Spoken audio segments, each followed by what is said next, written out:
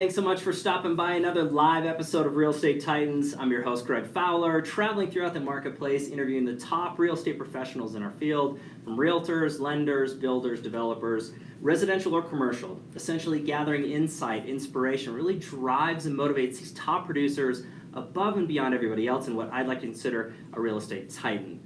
Our very special guest and featured titan for today, Michelle Blessing. Michelle, thanks so much for being on the show. Thank you. I'm excited. Honored to have you. Happy that you think I'm a titan. Yes, absolutely. And I'm not the only one. Anybody out there is watching, you know you're in anticipation for this particular episode. So I would love to just dive in, really ask the questions for everybody out there to get to know you a little bit better. Sounds good. So I guess let's just start with tell everybody a little bit about yourself. All right. Well, I was born in Denver and moved here with our family when I was in, I think, 6th grade. Okay. And, kind of liked it. It was a different city back then. But, we have family. We have a big family. And so everybody was close. I think, of course, as soon as I could get out of here, I did after high school. But, I went away, did some things for a while, came back, been here now 30 plus years, and I wouldn't go anywhere else. Again, my family's close, my daughters are close, grandkids are close, so it's good. I love that, and I think that a lot of people that are from a city, it's natural to kind of want to get away and see different portions, so that's completely natural, but I guess the important thing is that you came back. Right. Well, and I think I realized too is I'm really outdoorsy, athletic, and so I love access to the outdoors here. I mean, you can't beat it. I live downtown in the Old North End, and I can just jump on that trail right there and be up in the mountains in 10 minutes. It's pretty great. Hard to argue with the city. If you haven't been to Colorado Springs, stop on by. This is fantastic for sure. So, Michelle, let's get into the business side and kind of what got you into real estate in the first place. What was your progression in your career? Well, let's see. So, gosh, I was a coach for a long time. I coached for the USA Triathlon, and I was the Olympic coach in 2000 in Sydney for the men and women's team. And so I did that for a while, and I love that. I mean, I love coaching. I love teaching. It's really fulfilling. And so the main problem with that for me is it just became too much travel. My girls were little, and they really are the light of my life. And it was hard to be gone. I mean, sometimes I'd be gone 2-3 weeks at camps. Fortunately, my ex-husband was always very good about, swapping off time, and it worked great. Okay. But I finally just realized that the upsides didn't make it good enough for me to continue on. So my dad owned ERA Shields. Okay. And he'd been kind of pushing me for a while, just saying, hey, perhaps you would want to try real estate, selling houses.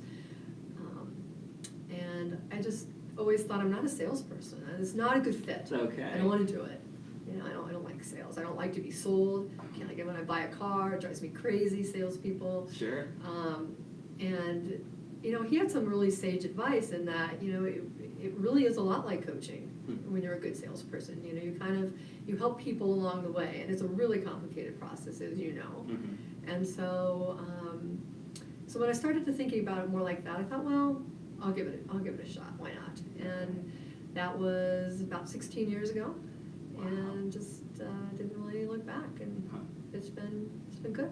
I love that story. There's usually an influence in some form or fashion. I mean, being a new dad myself, hopefully someday I'll be able to pass on wisdom to my daughter and kind of direct her in a good way. But I think that's important that you made the decision. The reservation about salespeople or professionals, I think, is extremely common out there. No one likes to be sold or pushed.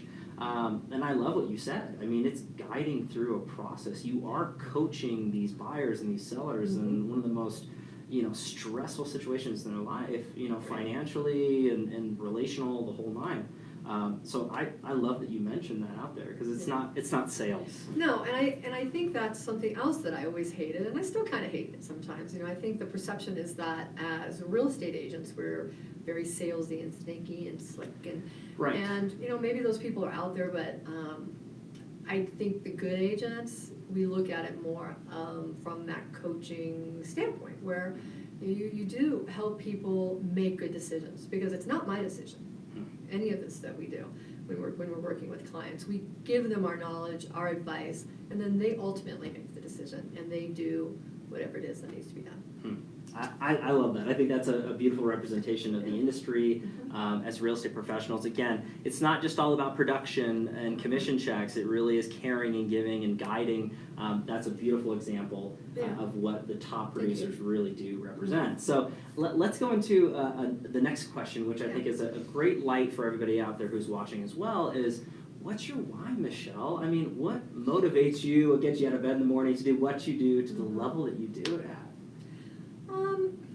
Gosh, I think for me it does change a lot. Okay. I'm always searching. I'm one of those people. Sure. But I think right now, I went to a leadership conference last night, and it wasn't what I thought, probably not quite as good as what I was hoping, but I still managed to hear something that really made sense to me, and it kind of fits in a probably good way to describe what my why is at the moment. Okay. And, talks a lot about when people get successful, they kind of get to the pinnacle of success, and they're successful, and then that's it. And then they stop, they quit, they retire, and then they, maybe don't do much anymore. They were successful, and it's done. Sure. And, what they said last night is that the more successful you become, the more significance you can have.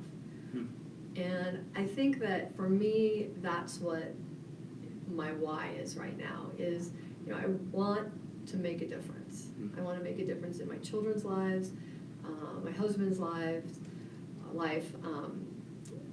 I want to make a difference for my clients, just in general. I don't, I've never wanted to be one of these people just kind of floating through life doing things. I want to try to make a difference and be significant.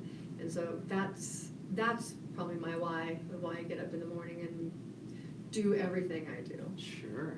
I think that's a fantastic representation of a why. I mean, you mentioned, your family and your extended family, which is your clients, right? And really doing right by them. Obviously, what you do as a professional and the reputation you have in our marketplace is impeccable, Michelle. So I don't need to tell you and everybody out there watching, but I think that is important that you're living your why. A lot of people, they have whys or grand goals, but they don't really live and breathe them. I can definitely see and feel that you are. So that's great, and there's nothing greater than family as far as I'm concerned. So I think that's fantastic. Now let's go into the one of the favorite questions for a lot of the viewers out there who are really trying to scale their business to grow in the real estate world. If you could look at your profession, your business thus far, pick or choose maybe one or two things that you added that took it from one level to the next. What does that look like for you? I think probably the main thing I did early on was hire an assistant, a really good assistant, a full-time assistant, and probably even before I could really afford an assistant. It allows me to get out and be with my people. My friends, my clients, my family. So I'm not stuck behind a computer doing, the massive amounts of paperwork that you have to do. It's pretty incredible. And so I think that was probably, one of the first things that I would say, that, you've got to hire that assistant, hire it and they will come. Which is beautiful. It's true. You gotta hire them and they will come, because otherwise, how do you get out and get business, and how do you do business? And well, I think that's a beautiful ad, and there's a lot of professionals that are watching this and saying, okay, that makes a lot of sense to really hire that out and grow through, but let me prod you a little bit more on that, because I can hear everybody thinking out there.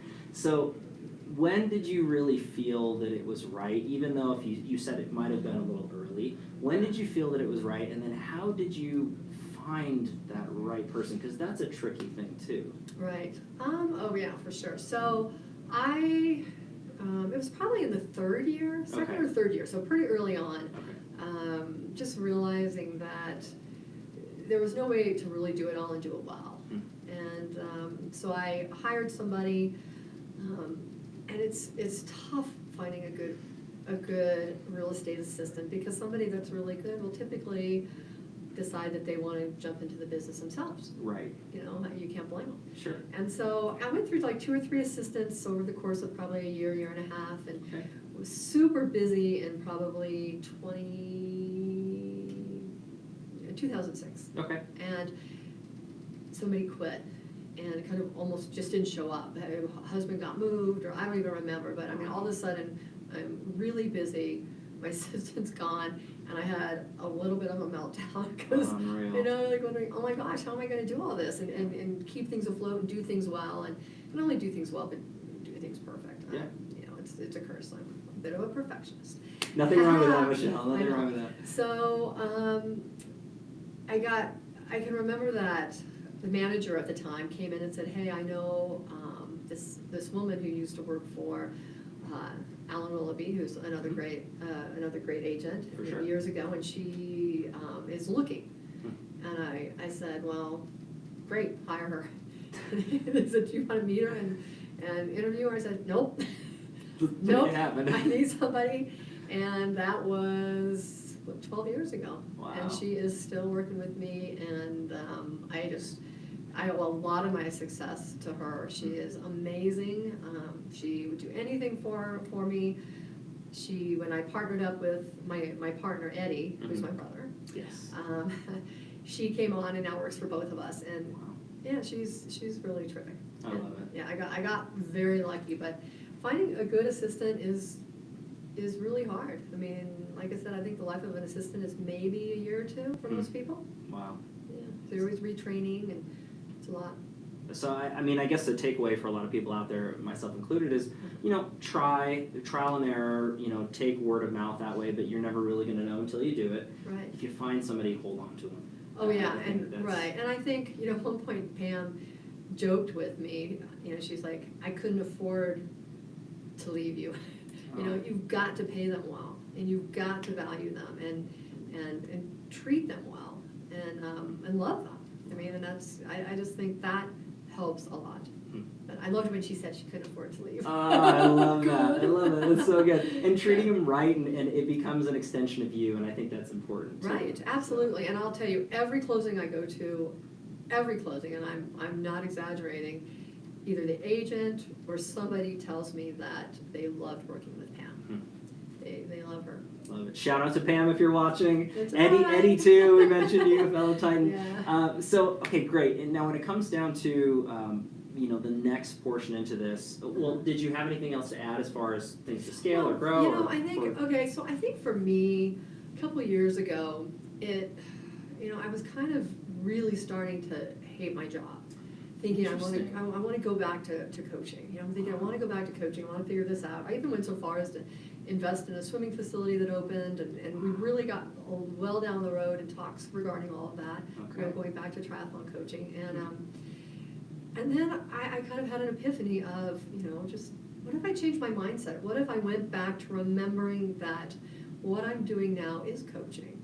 Because one thing I was going to lose out on with going back to triathlon coaching was the flexibility. I mean, it was very much going to be, you know, at the pool at 6, you know, at the bike workout at 10, you know, running a run workout in the afternoon, and with no flexibility. And you know, that's one thing I very much value. Sure.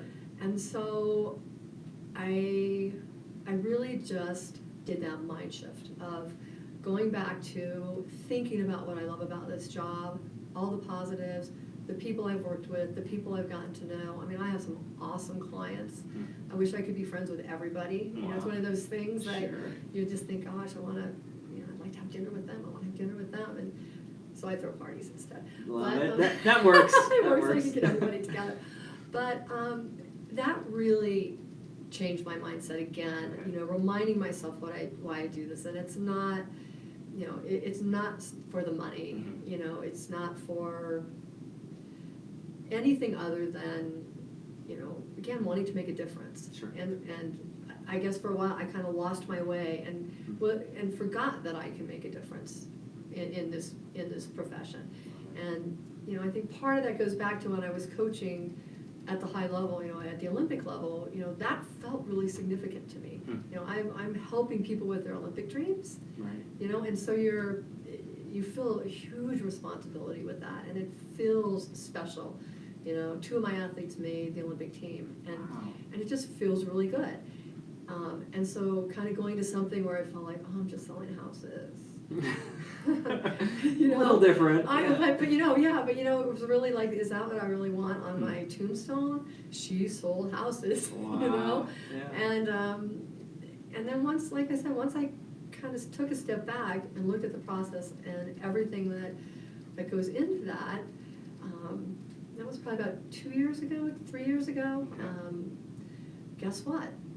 I'm loving what I'm doing again, and I see the significance in it. Right. You know, and it feels joyful to me, and you know, it makes my heart feel good when I find that perfect house for somebody. You know, solve a really hard problem. I love that, and when you're mentioning those things, I mean, it's really ringing in my head, and hopefully everybody else is. You know, if you are going through a time where you're rethinking your career path or what's going on, or just remind yourself of why you started in the first place. Right. I think that we all need to be reminded of that from time to time to push through those, I don't want to say hard times or tough times, because everything could be golden, but you might be stagnant. You might have that plateau. You know, as an athlete, it's the same thing, you know, in your career. So just remind yourself why you started. I think that's beautiful advice. Yeah. Hopefully everybody wrote that down, because this is great information coming into it. So, Michelle, this is the tricky part of this particular interview in the series. It is the challenge question, but this is a beautiful insight into who you are as a person, really coming down to the tough times in our life. And everybody deals with challenges. No one's exempt, whether it's in the past, now, or in the future. So if you're okay with sharing a challenge that you dealt with in your life, that you overcame, that you became stronger because of it, what does that look like for you? I mean, there's probably 2 things that come into play, but probably the first one was when it was back when I was coaching, and I was fairly young. It was like early 30s, and when triathlon was made an Olympic sport, they needed to select a coach, and you know, I kind of felt I didn't believe in myself enough, even though I was coaching many of the people that made it to Olympic trials and been coaching for a while, and am a good coach. You know, I still. Like I didn't want to throw my hat in the ring because maybe I would fail, you know, or maybe I wouldn't get selected, and I knew that would feel bad. And once again, you know, I think it was my dad that when I was really kind of struggling, should I or shouldn't I, and it was actually my ex-husband too. You know, we're both very strong in saying, you know, you can't do something, you can't be great unless you try. You've got to try, and so I did try, and it wasn't an easy process. I mean, it was very much, you know, looking back, I was by far the most qualified person for that position at the time. I mean, just because I've been doing it for a while, and there weren't a lot of people doing it, but I was the most qualified, and I truly believe because I was a woman, and I was going to also have to be coaching men. It wasn't just the women's team; I was coaching men. You know, that felt weird to the board and to the people making the decisions, and so we had to keep going through these processes. I'd win this one, you know, this challenge, and then you know, we'd have another challenge. I'd win that challenge, and it finally boiled down to when the 8 athletes were selected, the 6 athletes and 2 alternates, they got to make a choice, and they were the ones that chose me. And finally, I got to be the coach, and so, you know. It was probably one of the roughest times of my life. During that time, it's hard to explain when you're just feeling, you know, not heard and not valued. Sure. You start to really question yourself. So that's, you know, so that was one thing. It felt good to come through and then do a really good job. Right. You know, I know that there's no way they didn't feel like they had made the right choice. Finally. Yes. It just took them a while. Right. But then the second thing too, and I'm going to talk about this briefly. Okay. I know my daughter would have no problem with this, but you know, she struggled for a long time with addiction and, you know, other issues. And, you know, for a long time, like probably 10 years, and in and out of rehab centers, and, you know, for a while it looked like she probably wasn't gonna make it. And it was scary, or she would end up in jail. And, you know, what that taught me is just to not be judgmental. Yes. You know, it just taught me to let go and let things happen. You know, try to give good advice, try to be there, loving her unconditionally as much as possible, but also, you know, being strong and trying to set boundaries. But I think the most thing is just being a lot less judgmental. You know, I see a homeless person and I realize that's somebody's son, somebody's husband, Right. you know, somebody's mom. They didn't grow up and say, I want to be homeless. Sure. Somehow this has happened. And you know, that's just one example, but you know, it made me a better person. I would never go back and not go through that. She might want to go back and not go through it. Right, but right. it really, in my life, has made me a much better person. I mean, first of all, thanks for sharing, Michelle, because it's not easy to do to let everybody know certain things that we've been through in our lives. And, you know, addressing the first challenge, I mean, I can only imagine just kind of going through and dealing with that, even knowing that you're qualified, even knowing that your expertise is there, and still having self-doubt. I think that the takeaway, at least in my mind, and hopefully for everybody out there, is we all have self-doubt. And you just need to push through. Believe in yourself, keep going through. Surround yourself with people who push you and believe in you as well, even sometimes more than we believe in ourselves.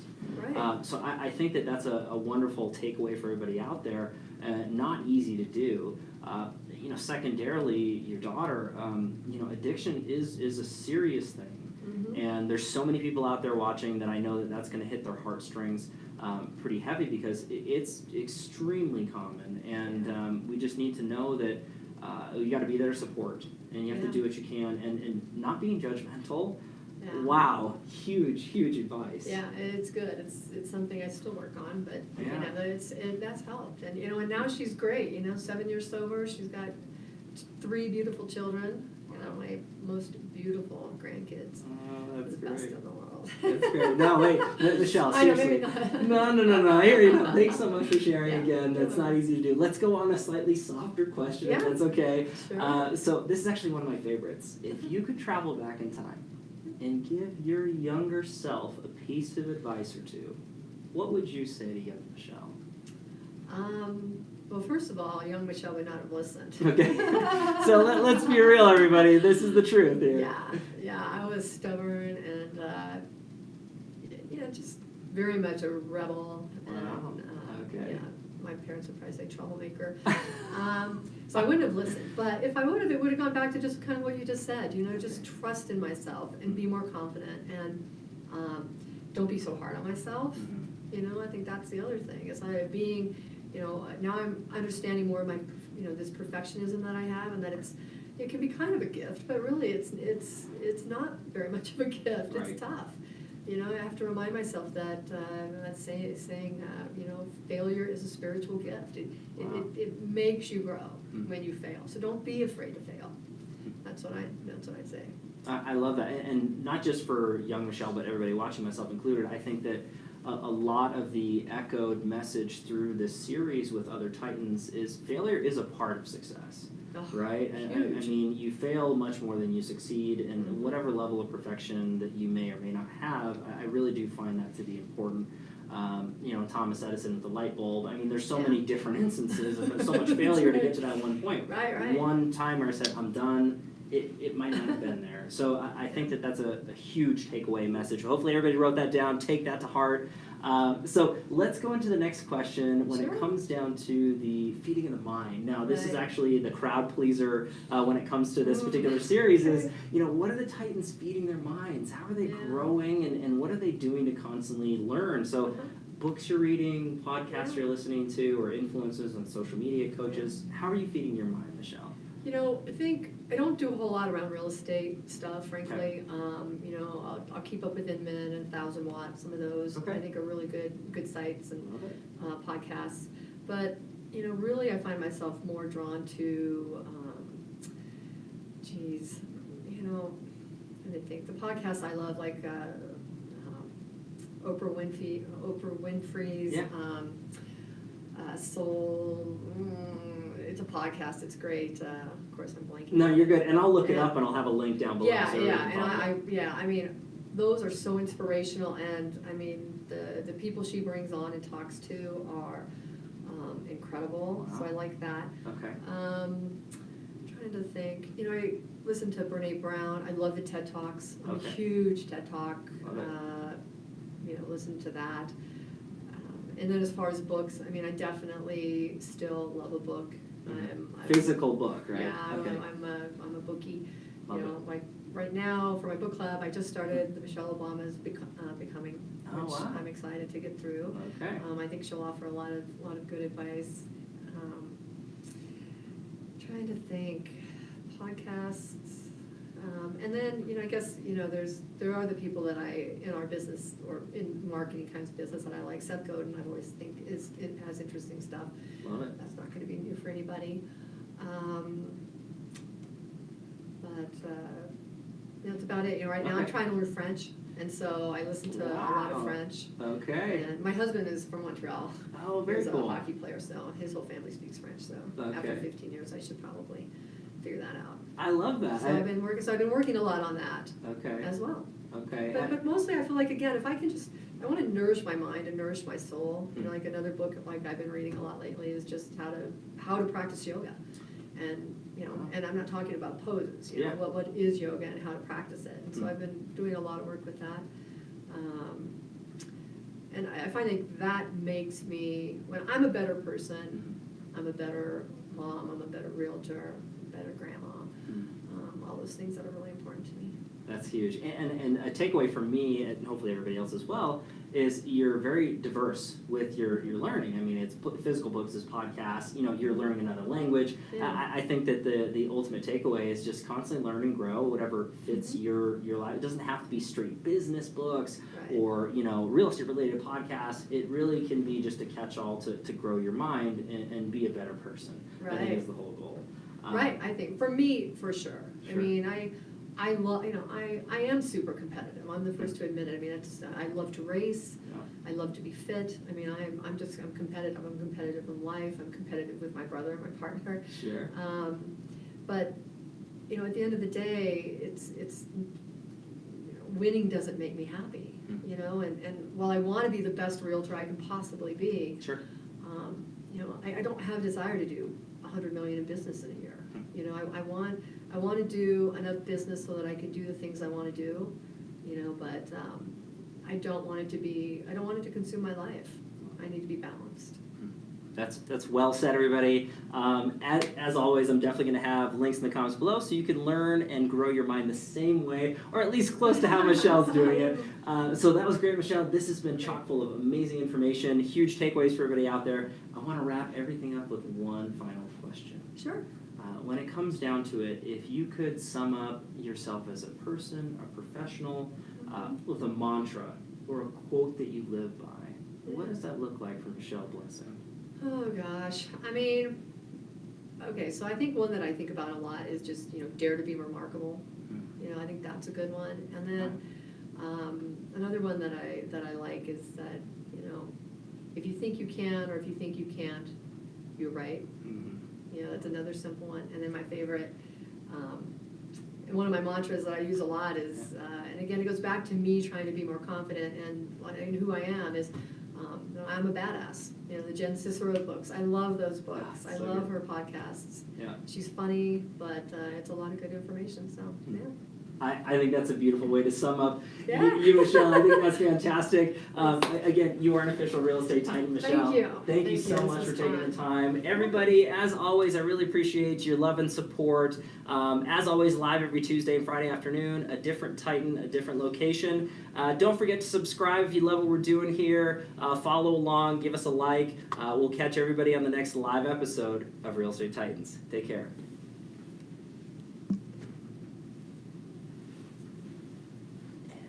Do we